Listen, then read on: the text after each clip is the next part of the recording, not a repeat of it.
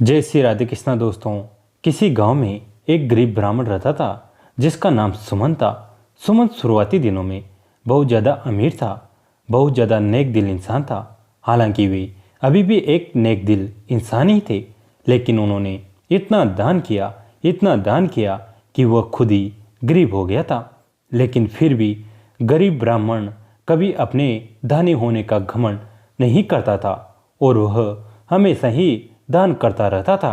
अब वह बहुत ज़्यादा गरीब हो गया था, लेकिन फिर भी वह अगर एक रोटी भी दान करने को मिल जाए तो वह दान करने से पीछे नहीं हटता था। ब्राह्मण एक ऐसा दानी था जो कि अपनी दान करने के लिए खुद ही गरीब हो गया था। आपको बता दें, सुमन ब्राह्मण सोचा था कि हम इतना दान करूँगा तो भगवान मुझे ज़रूर मदद करेंगे। लेकिन फिर भी काफ़ी दिन बीत जाने के बाद भी उनका कोई पुत्र या पुत्री नहीं हुआ था। फिर भी वह हमेशा से भगवान के नाम पर दान करता आ रहा था। आपको बता दें कि सुमन ब्राह्मण की उम्र बहुत ज़्यादा हो गई थी और वह बहुत ज़्यादा बूढ़े हो चुके थे। उनके पास खाने पीने के पैसे भी नहीं बचे थे। आप उनसे किसी भी तरह का काम नहीं हो पाता था और किनुआ तब भूखे मरने की आ गई थी। तभी दूर गांव में से किसी ने कहा कि एक सेठ है जो कि ईमानदारी खरीदता है, उसके बदले में वो सारा धन दौलत देता है। सुमन ब्राह्मण सोचा कि मेरे पास तो बहुत सारा ने किया है, मतलब कि बहुत सारी ईमानदारी है जिसे बेचकर हम कुछ ना कुछ खरीद लेंगे। वो ब्राह्मण उस सेठ के बारे में पता करता है और उसी सेठ के पास जाता है अपनी कुछ ईमानदारी बेचने के लिए। जैसे ही वह घर से निकलता है, उसकी पत्नी ने 4 रोटियां बनाकर देती हैं कि रास्ते में अगर उन्हें भूख लगे तो वो उन्हें खाकर फिर आगे का रास्ता तय करे। जब वह ब्राह्मण कुछ दूर निकल जाता है तो पहाड़ी पर उन्हें एक तालाब मिलता है। वह तालाब पर बैठ जाता है। उसे तालाब पर आराम करने के बाद उसी तालाब में स्नान करता है। फिर वह ब्राह्मण अपनी वही 4 रोटी निकालकर खाने लगता है। तभी उसके सामने एक कुत्ता आ जाता है। जैसे ब्राह्मण अपनी रोटियां खाने के लिए खोली थी कि एक कुत्ता उसके सामने आ जाता है और कहता है कि मेरे बहुत सारे बच्चे भूखे हैं, क्या आप मुझे इन रोटियों को दे सकते हैं? ब्राह्मण उस कुत्ते को एक रोटी देता है। एक रोटी खाने के बाद कुत्ता कहता है कि मुझे बहुत ज़्यादा भूख लगी थी, एक रोटी में मुझे कुछ नहीं होने वाला है, मुझे दूसरी रोटी भी चाहिए ताकि मेरा पेट भर जाए।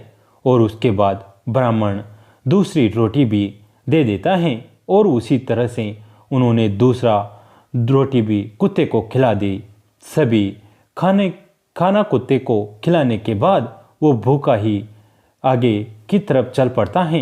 आगे चलते चलते वो उस सेठ के पास पहुंच जाता है जो ईमानदारी को खरीद लेता है। उसके बदले में उसे बहुत सारा धन दौलत दिया करता है। जब वह सेठ के पास पहुंचता है तो गरीब ब्राह्मण कहता है कि मेरे पास बहुत सारी ईमानदारी है, क्या तुम मेरे लिए ईमानदारी खरीद कर मुझे कुछ पैसे दोगे? उस सेठ की पत्नी बहुत ज़्यादा पढ़ी लिखी हुई चाहिए, इसी कारण वो लोगों की ने किया खुद से ही देख लिया करते थे। जैसे ही बूढ़ा ब्राह्मण उसके पास पहुंचता है, वो अपनी पत्नी को कहता है जरा देख कर बताओ कि इनके पास कौन कौन से ईमानदारी हैं। तभी उसकी पत्नी इस बात का आंकलन करने लगती हैं, इस ब्राह्मण के पास इसके पास कौन सी ईमानदारी है जो आप इसे खरीद सकते हैं। तभी उसकी पत्नी ने कहा कि ये जो आज एक कुत्ते को 4 रोटियां खिलाई हैं, ये ईमानदारी इनकी सभी ईमानदारियों से बड़ी हैं। अगर आप खरीदना चाहते हैं तो इनकी यही ईमानदारी खरीद लीजिए। तो भी सेठ ब्राह्मण को कहता है आप आज जो 4 रोटी कुत्ते को खिलाई हैं वही हम खरीदना चाहते हैं। वो बूढ़ा व्यक्ति कहता है ठीक है, हमने खरीद लीजिए और उसके बदले में आप मुझे जो चाहिए उसे दे सकते हैं। फिर सेठ ने उसकी ईमानदारी के बदले में बहुत सारी धन दौलत हीरे मोती निकाल रहे थे। तभी वो ब्राह्मण कहता है कि रहने दीजिए, मुझे किसी प्रकार का कोई धन दौलत नहीं चाहिए, ना ही मैंने ईमानदारी आपके पास बेचूंगा। उसके बाद वह सेठ कहता है कि ठीक है, आपकी मना रही, आपकी मर्जी, आप बेचें या ना बेचें, इसका फैसला आप कर सकते हैं। फिर वह जिस रास्ते से गया था उसे उस रास्ते वापस आने लगता है। रास्ते में वही तालाब देखता है जहाँ पर उन्होंने रोटियां खाने के लिए रोटियां निकाली थी। ब्राह्मण जब उस तालाब पर पहुँचता है, उन्होंने वहाँ से पत्थर के टुकड़े तथा बहुत सारी लकड़ियाँ योगदान आपके किनारे पर पड़ा हुआ था, उसे अपनी रुमाल में बांध लेता है और घर लेकर चला जाता है। घर देखते हैं, उन्होंने अपनी पत्नी से कहता है कि यह लो हीरे मोती को, इसको सही से रख लो। लेकिन उनकी पत्नी को हीरा मोती देखना बहुत ज़रूरी हो गया था, क्योंकि उन्हें यकीन नहीं हो रहा था। जैसे ही ब्राह्मण किसी काम से बाहर घूमने के लिए जाता है, वैसे ही उससे पत्नी रुमाल को खोलकर देखने का प्रयास करती हैं। जैसे ही वह उस रुमाल को खोलती हैं और देखती हैं तो वह आश्चर्यचकित रह जाती हैं, क्योंकि उसने बहुत सारे हीरे मोती इत्यादि महंगे महंगे सामान थे। जैसे कि आप सभी को पता होगा कि ब्राह्मण ने तालाब के किनारे से बहुत सारी पत्थर तथा वहाँ पड़े पत्थर के टुकड़े को उठा लिया था और अपने रुमाल में बांध लिया था। लेकिन घर आने के बाद वो पत्थर हीरा मोती तथा कीमती सामानों में बदल गया था। जैसे ही ब्राह्मण घर आता है, उसकी पत्नी कहते हैं कि इस रुमाल में तो बहुत सारे हीरे मोती हैं,